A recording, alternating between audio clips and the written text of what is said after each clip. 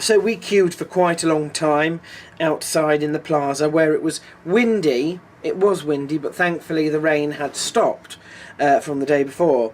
So, because what happened was I actually went into the building from below, from the Oculus, and I got to the place where you go into the tower, and they said, no, you have to go upstairs because you need tickets to come in here. So I went all the way upstairs, out of the building, joined the queue, came back in, got the tickets, went back down, and then had to go in. And that whole process took maybe about an hour. And then you go in and you get in a lift.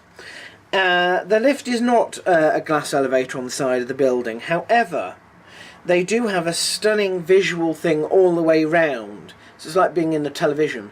And as you go up, the idea is that you go forward in time.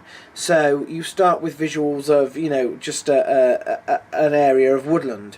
And then the visuals change so that they're going through time. And the buildings, of course, get larger through time. So as you go up, the buildings are following you. Until you get to the top, and that is actually it was quite clever. It was quite clever. At the top you go into a theatre, and the theatre is against a wall with what looks like a rather sort of crass cardboard cutout type view of the, it's supposed to be the skyline, and they give you some information, and it's, not too bad, and then right at the end of that, the whole wall, and you're not expecting this at all, the whole wall lifts momentarily for you to actually be able to see for the first time the skyline behind, the real skyline, and then it shuts again, and you're like, oh my god, I just saw that, do you know what I mean? And then you go out and you go into the observation. And the observation deck's on 2 levels. The top level you can just sort of look out, but you're inside, and that's where you've got the eateries. That's where I had my first pretzel, in fact. And then, if you want to, you can go down and you can go, on the to the one that's you can see a lot better. I don't recall being able to go outside on that one. It was completely enclosed, but once you were down on the bottom level, you've got a better view of it, basically.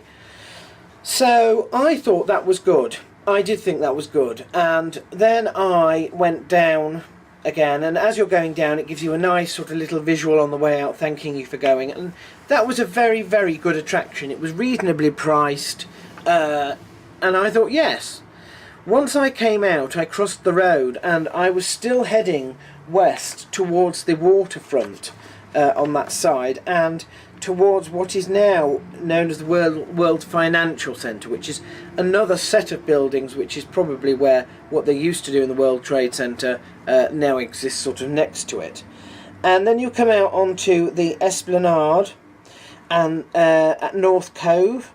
There's North Cove and there's South Cove, and you can walk between them, which I did, which was fantastic. You get fantastic views there of Liberty Island, which is where the Statue of Liberty is.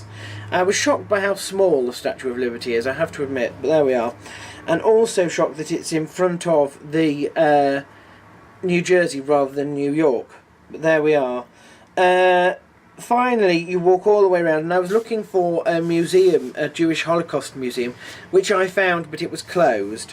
And I never did find the Skyscraper Museum, which is supposed to be around there as well. Never found that at all. Finally, I got back to Battery Park, all on foot, and I decided that I was going to walk towards the World Trade Center again. And this time I was going down a highway, the DiMaggio Highway, where you can walk in the middle, and you've got the road on either side.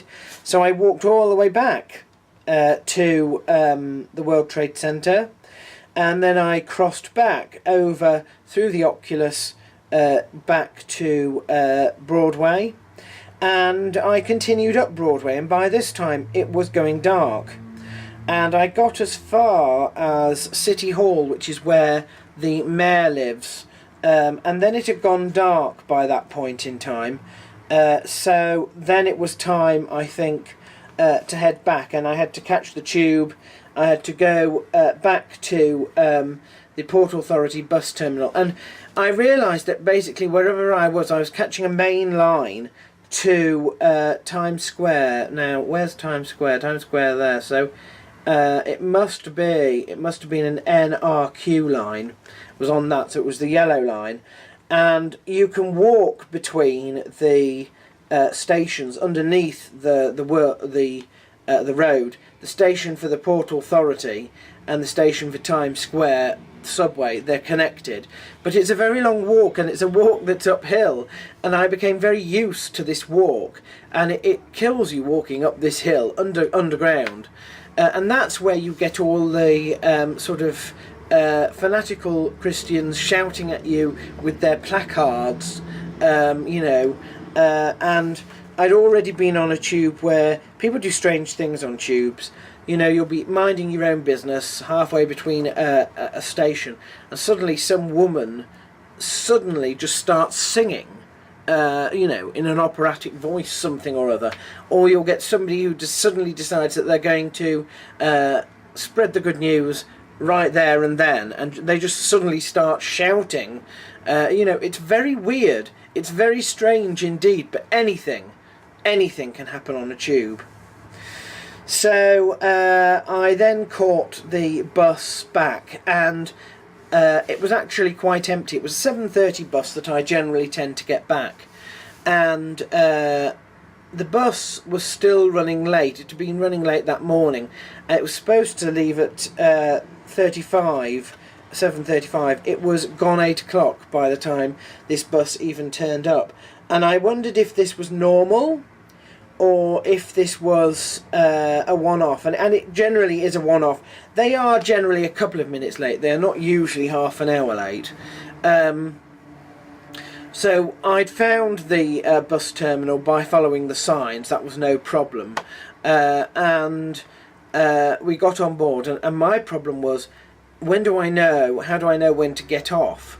And I'd remembered a few little pointers. For example, IKEA is where we sort of join the highway, and there is a toll station right as you come on and off the highway at Elizabeth, and then there's a McDonald's, and then there's the stop.